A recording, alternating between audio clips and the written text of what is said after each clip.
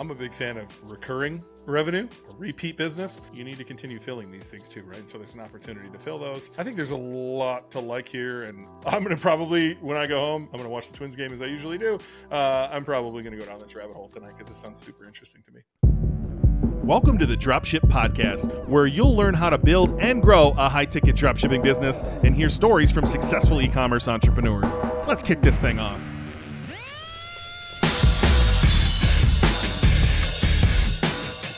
Hey, welcome to the Dropship Podcast, and we're back. Good niche, bad niche, one of my favorite shows that we do. Today, we're going to talk about vending machines, which I've actually never come across someone mentioning this before. You mentioned before the call, you've heard it from a couple people, John. I'm happy to share my screen if you want to dig in here, but I've never thought of this one. I don't know why I've never thought of it, I guess. I guess I would have thought maybe the manufacturers of the vending machine sold them. Like, you know, you often see a Coke machine or a Pepsi machine or things like that, where a lot of these are not branded whatsoever that I'm seeing. Yeah, I think there's a couple of elements to it. It's primarily a B2B niche, right? I mean, obviously people aren't buying a vending machine to put it in their home.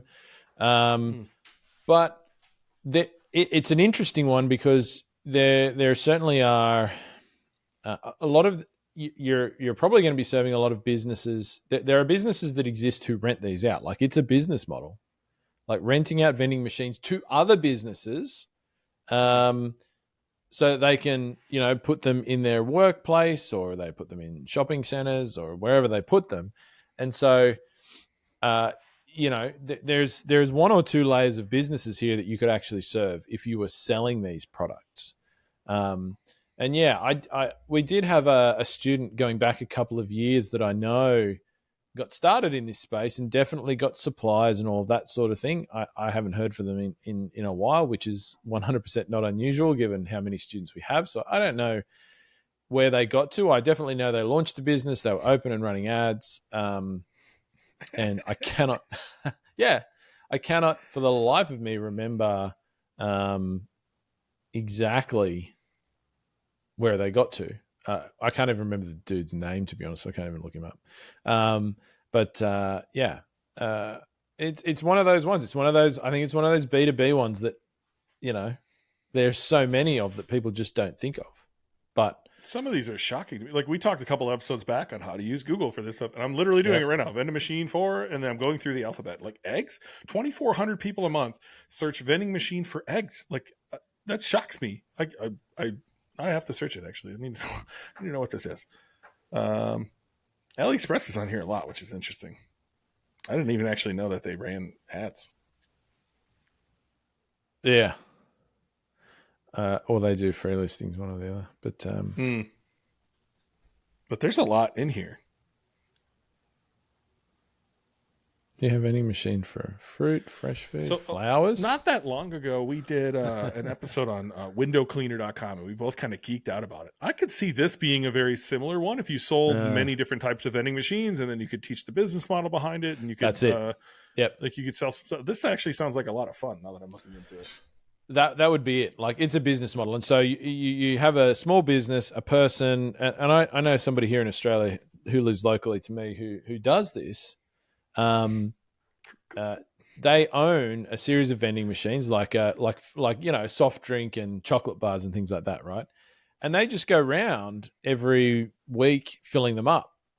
Like, that's their thing. They buy the products to put inside of them, the consumables, and they go around and they service the machines. Of course, the machines aren't really coin operated anymore. They're largely, you know, tap your phone on them and you make payment. But so it is 100% a small business model. And yes, as part of your e-commerce business, you know, if you wanted to go into the space, you could have a course, like how to start your own vending machine business, how to run a profitable vending machine business. Like, I mean, you could really educate people about that. This sounds fun. Just like looking at these keywords makes me very excited. Yeah, it does. What is vending machine for home? Like, there's no one serving it, so I don't know what people actually want to find when they search for that one. Yeah, interesting. Yeah. And so I think, you know, I think there's that's interesting. Interesting indeed. I don't even know where to go down. Every letter I'm doing, there's like one search term with volume that is like interesting to me. Vending machine for lashes. Laundry detergent. Yes. And there's a lot here that are showing no volume, right? And that makes me even more curious. But every single letter has a ton of stuff. Medical supplies, medicine. So if you're wondering what we're looking at, if you're not on Spotify or on YouTube, definitely go check out this episode. We're sharing a screen here. We're just working through Google and some of these search terms that are coming up just by us, again, using google.com the way I described a couple episodes back. Vending machine for naloxone. Crazy. Outdoor vending machine. Like, there's so many good keywords here that all have volume.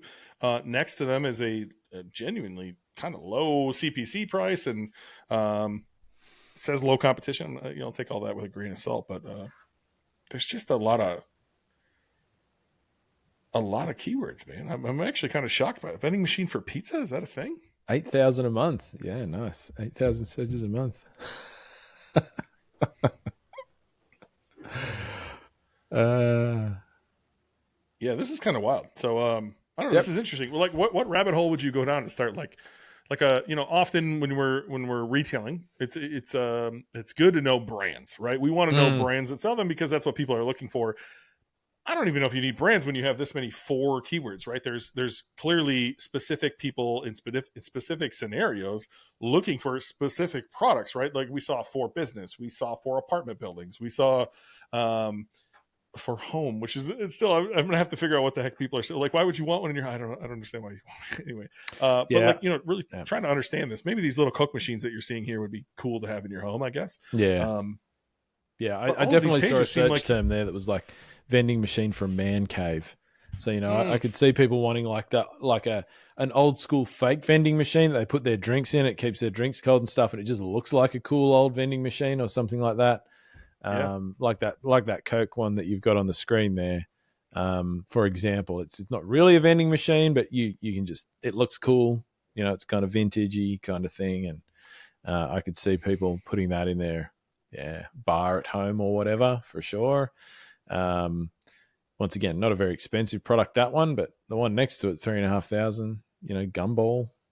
Dude, I think we looked at this snack and drink machine privately before. I know the guy he definitely used to own this. I think he sold it.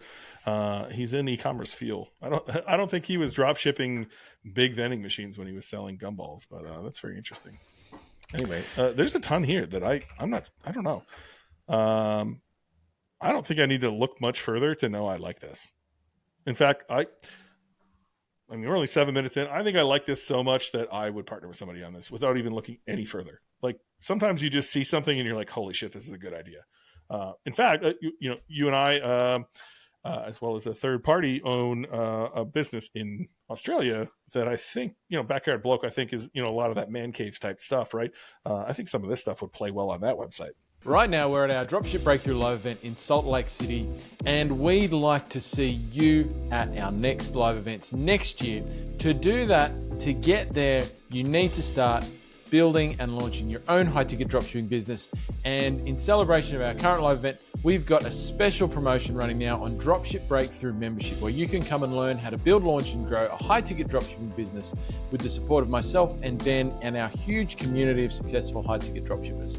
So head to dropshipbreakthru.com/SLC to find one of our best deals of the year, where you can get in, you can start building your own high-ticket dropshipping business today, and hopefully we'll see you next year at our next live event. Yeah, absolutely. I mean, your boy there with the gumball.com, looking at some of the machines, he's got a whole section of machines.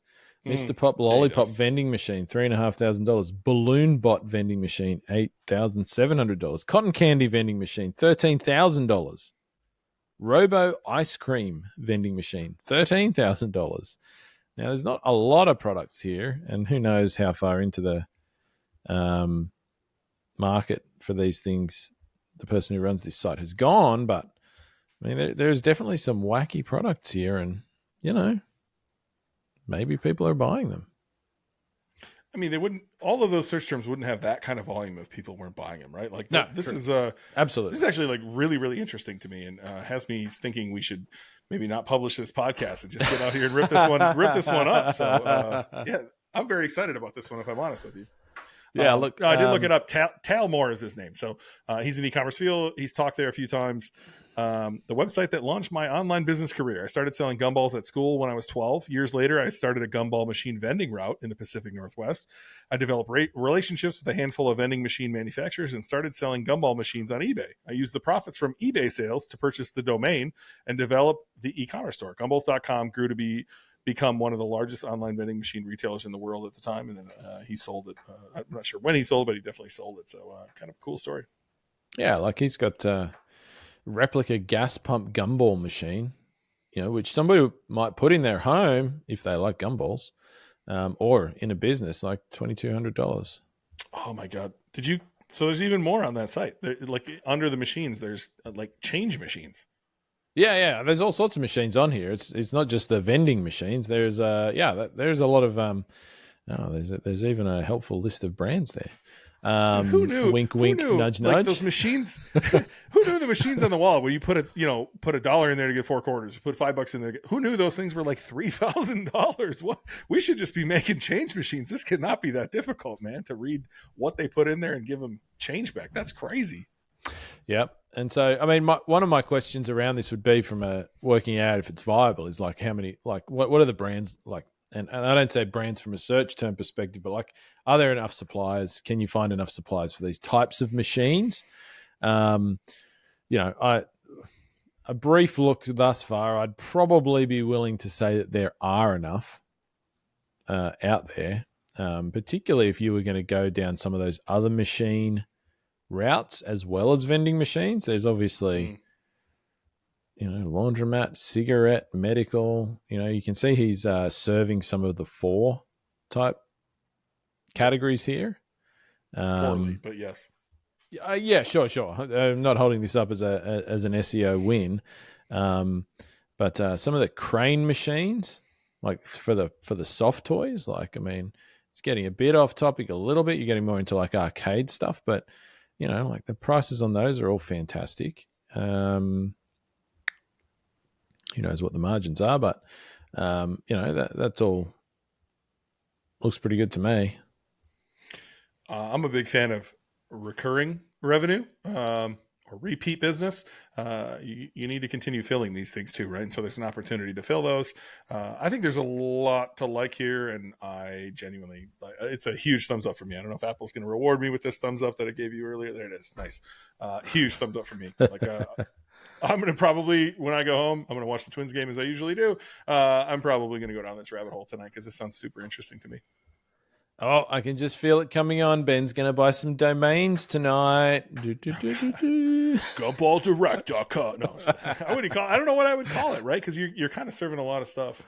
This actually sounds really, really fun, though. This one has me very interested. Thumbs up from you?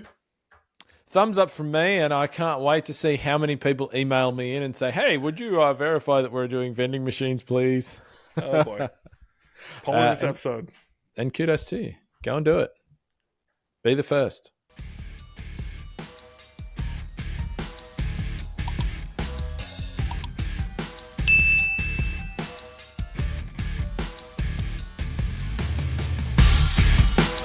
Thanks for listening to the Dropship Podcast. You can find all the show notes for this episode at dropshippodcast.com. And if you're ready to take the next step in your dropshipping journey, we invite you to join us inside Dropship Breakthru, where John and I will walk you through step-by-step in starting your own high-ticket dropshipping e-commerce business. But that's not all. Dropship Breakthru will also teach you everything you'll need to know to grow your business and take it to the next level. So head over to dropshipbreakthru.com and sign up for our free training that will help you take the first steps towards building and growing your own profitable high-ticket dropshipping business.